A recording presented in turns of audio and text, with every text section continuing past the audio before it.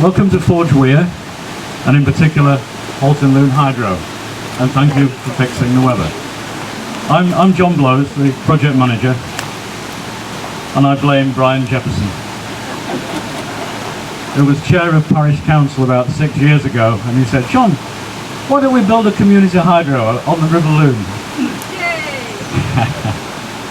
Well, it was more of a challenge actually than I thought, but it's well worth it to see it completed. Well, 95% complete actually. I'll tell you why in a minute, and fully operational. And that's owing to a lot of input, especially by Alan Denham on the civil engineering side. Very positive support from the various authorities, and especially the dedication of a skilled group of contractors and volunteers. Funding also played quite a part in this. It was a good deal, mind you, for the investors that are here today. But that's been helped greatly by Kevin Freer and Alison with all the marketing and all the administration on the share side. We were fortunate, as you'll see from the handouts, to also receive a European grant via DEFRA, and the percentages of the various amounts are available on your handouts. And you'll also see from the handouts that it took several years to get the permissions, and then 12 months to construct and get the first turbine and this fish pass running, alongside several essential Environment Agency requirements to include mostly protection of fish, eel and elver, and John Sear and Maria Angeles are heading that side of the work.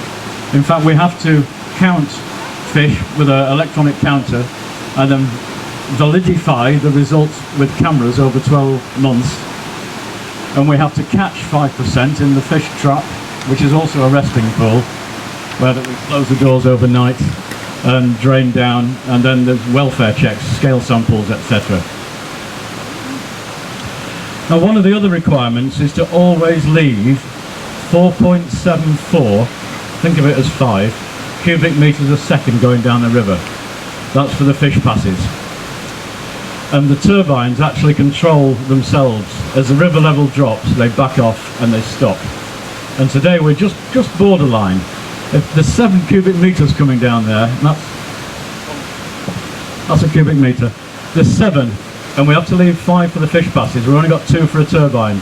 So it can run at about 30 kilowatts, so we're still okay on that side. Now, I said the project was 95% complete. Well, did you see that great big pile of stones when you came in? Well, to lay the cable, we had to lift what we thought was little stone sets. And in fact, they're not little stone sets, so the stones stood on end, and parts of mill buildings were enormous. So we've still got to replace those, and then this area will be paved. And there's also a little bit more to do on the safety side before we can allow school trips, so putting netting on some of these fences and what have you. So please be careful yourselves, because after a toast and a glass of bubbly, we're going to ask you to walk up these steps and go through the building, and you'll see in there the various screens, fish counting, etc. And also, if you go, you may be able to go down there, which is to the actual fish pass area, again very carefully, and not so many at a time if you would.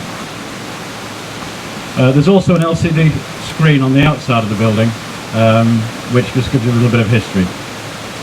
We shall then take further refreshments with a buffet lunch, and I shall now hand over to Brian. Thank you, John. This is very much a community affair here in Halton. It's been a very long journey for us, and it started back in 2003 when we put together a parish plan. And that parish plan identified all kinds of things that weren't right with the village, and we really needed to do something about it. So this hydro scheme is the 4th part of a kind of phased improvement that I've been involved in, having started initially on the parish council and also becoming involved with Halton Community Association. The first phase was to connect the upper part of the village to the lower part, which we successfully did in 2005. The next stage was to actually improve the community centre itself, and the planning for that began in 2007, and this is really also where the hydro story starts. In 2007, I wrote the business plan that would improve the community centre, aspiring, to put a green energy suite into that building. Part of the mix was going to be the hydro. When I first arrived in this village, to go back one further chapter, I had read some wonderful books by our village historian called Bill Hosfield, and Bill is sitting here beside me now. And those are some astonishing books. If you haven't read them, I believe one or two are still available for sale in the village newsagents. Well worth the read.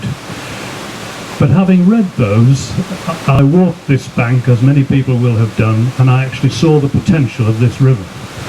And having seen that, I always felt that putting back some of the potential use of the energy was something we should aspire to do. And it was the oddest thing. Call it coincidence, call it fate, call it what you will. But in December 2007, Bill wrote an article in our village magazine, The Prattle. And in that article, he finished it off by saying, I wonder if one day someone will revisit the thought that we can regenerate electricity on the riverside. Bill actually remembers the quote. He's just quoted it at me, and I can't remember it, but the words were so perfect and so inspiring.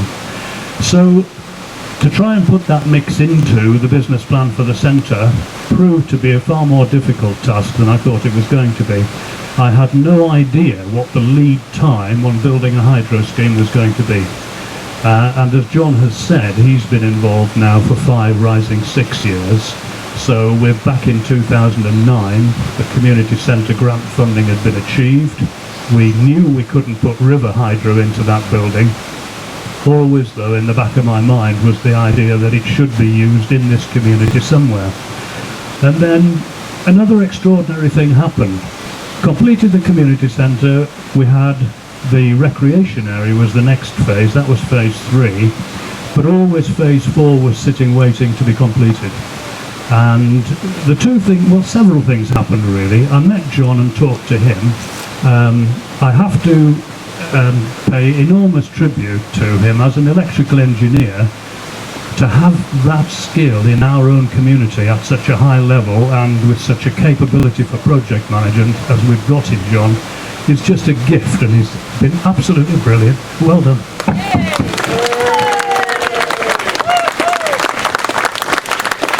I can genuinely say without John this would not have happened. We also had a Halton, or an ex-Halton resident who had lived here for very many years, and in fact was involved with the first build of the community centre. Alan Denham, who's standing amongst you there, is a civil engineer with a specialisation in water projects, having worked for United Utilities for a very, very long time. And talking through John, having Alan introduced back into his home village, to be the third part of the technical aspects of this project, added yet another dimension, and you will be astonished at the scale of the civil project that's actually happened here. You are standing on top of water. The entire area that runs underneath this is a great big water channel.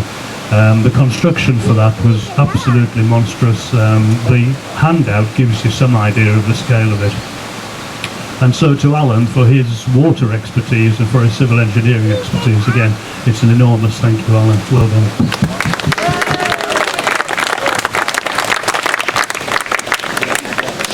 And so we have the bones of an idea.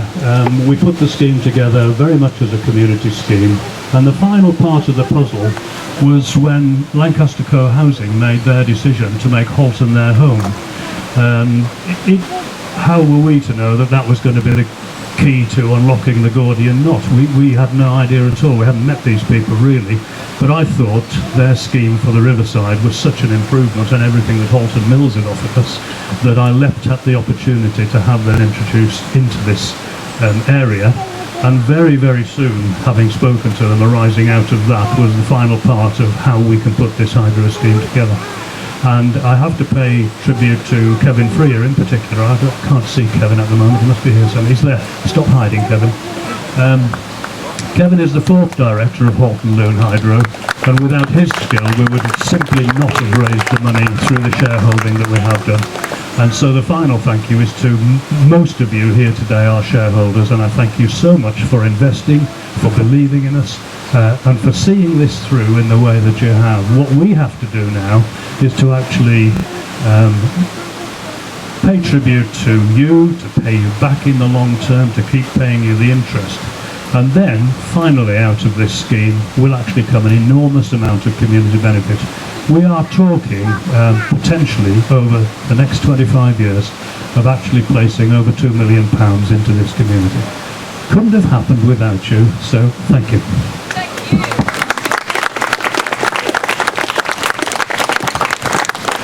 It's now my enormous pleasure to introduce Adrian Ramsey to you. Adrian is the Chief Executive of the Centre for Alternative Technology in Kinmouth in Wales, and he has, I'm proud to say, been happy to come up here to actually unveil the plaque. Now, before he does that, if I could just brief you on what's going to happen in a little bit of detail.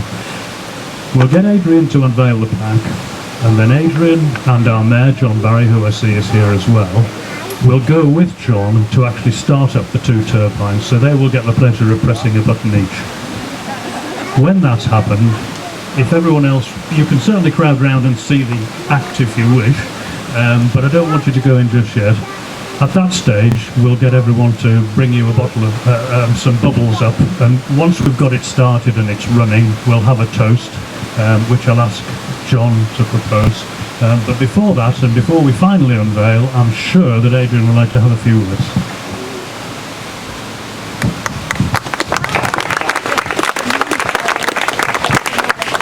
Thank you very much, Brian, and good afternoon, everybody. We certainly have got the weather on our side today, haven't we? It's a beautiful setting for this. As Brian said, I'm the Chief Executive of the Centre for Alternative Technology. We're an environmental charity with a UK-wide remit, but based in mid-Wales, where we have a visitor centre, an education facility, and we're also a research organisation. As well as being a charity, we're a membership organisation, and I know several of you here today are members or supporters of CAT, which is great. So it's my pleasure to be here to take part in this unveiling of what's a fantastic facility. Our mission at CAT is to inspire, inform and enable people to take action for practical solutions for sustainability. And this is really a fantastic example of that in practice. And I'm humbled as well as privileged to be asked to unveil the plaque, because this is the sort of scheme that we like to promote at CAT. But I know that it's you in the community, in the village, in the housing co-op, in the organisations here locally who've put in such a large amount of effort over so many years to make this happen, and with all of the different elements that Brian and John described that are necessary to make something like this happen and get it off the ground, I know is an enormous effort. So well done to everybody who's made this happen.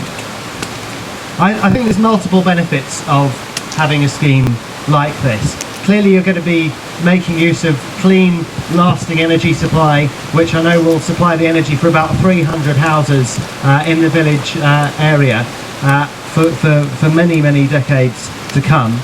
But also it's of course in tune with the heritage of the area, because I know this area has been making use of water power for the local mills for centuries. So to be bringing that back, I think is a really important demonstration of what we need to be doing across the UK and beyond in supplying a clean, lasting energy supply for the future.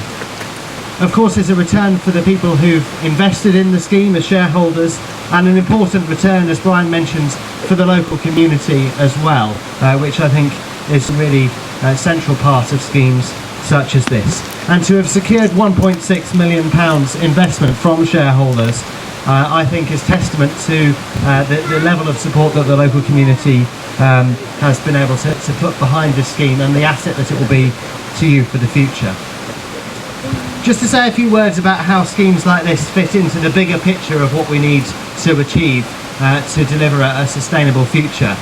Our main research project at CAT is called Zero Carbon Britain, where we've done a piece of research over recent years showing how across Britain as a whole we can use the technologies that are already available at our disposal to deliver a zero carbon future through reducing energy use in the way that we transport about, in the way that we run our homes, through various types of renewable energy supply, of which hydropower is a really important part, and also through rethinking how we use our land, through reforesting, through changing our farming systems and so on.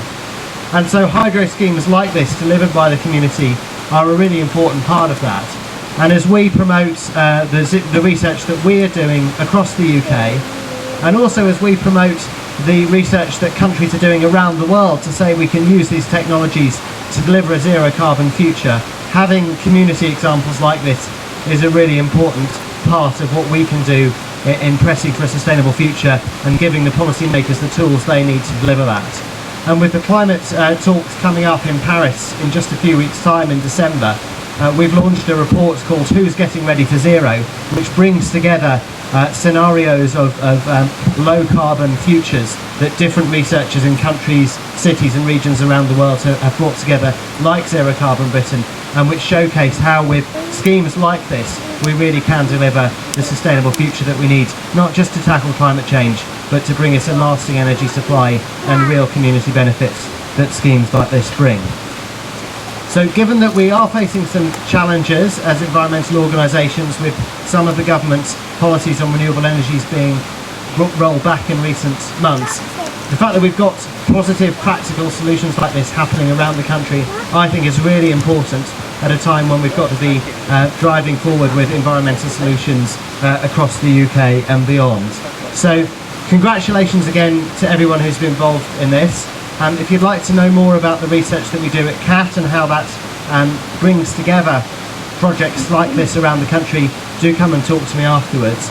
But for the moment, I think the priority is to officially unveil the plaque and then for the Mayor and myself to press the button to start this.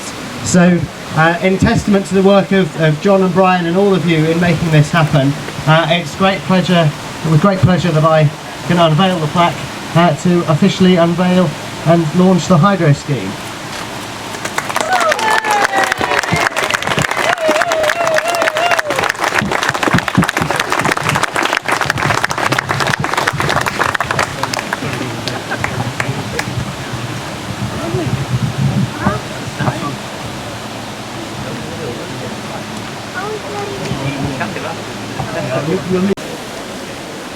And I think we're just about ready.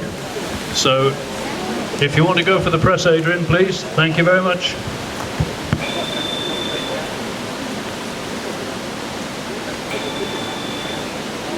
Probably hear the hydraulics working. That's the opening of the gate that actually allows the water into the turbine itself and begins the rotation.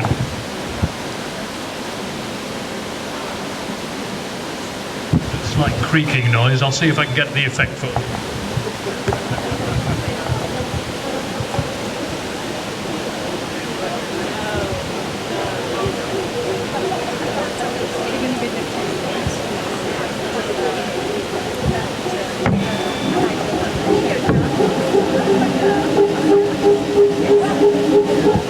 That's probably hurting your ears, so enough of that. It speeds up fairly slowly, gets up to about 5% rotation speed, at which point there is enough rotation to actually generate, or to trip the generator online. You probably hear that happen.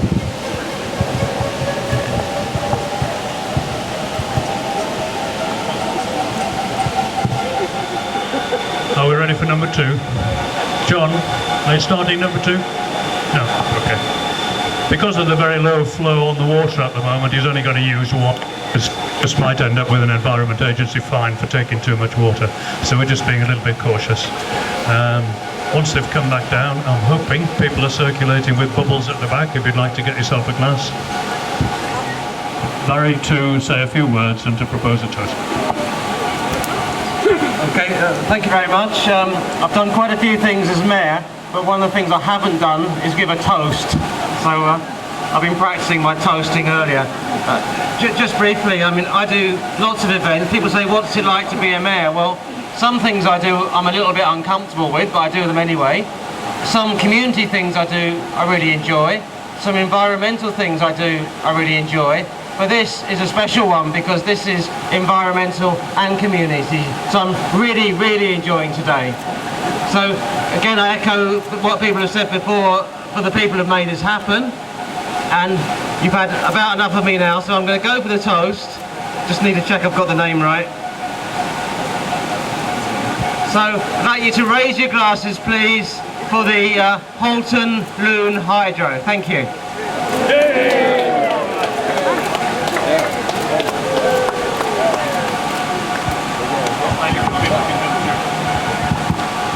Now, without rushing, because I know you're all really keen, if you'd like to just start gently wandering your way through, 2 levels. There's a generator level, and then there's a control level at the top, and the pit down in the bottom is where the turbines are. So have a little walk through. If you've got your hand out, it will explain it for you. If not, ask somebody else and they'll tell you. Do enjoy your visit. Would you just stay where you are, because Bill would like to have a word. This is our village historian, Bill Hosfield. It's so nice to see so many of you here today. This is a project that my father was connected to these mills from being 10 years old when he started working here. As an old man, he used to come and sit on the sluice. I'd come looking for him, and he used to tell me these places are full of ghosts because all his old workmates, he remembers them. If he'd come here 220 years ago, he'd have met my great-grandfather working in the iron mills. So I think I have a right to say I have a little connection with this side. Thank you all for coming.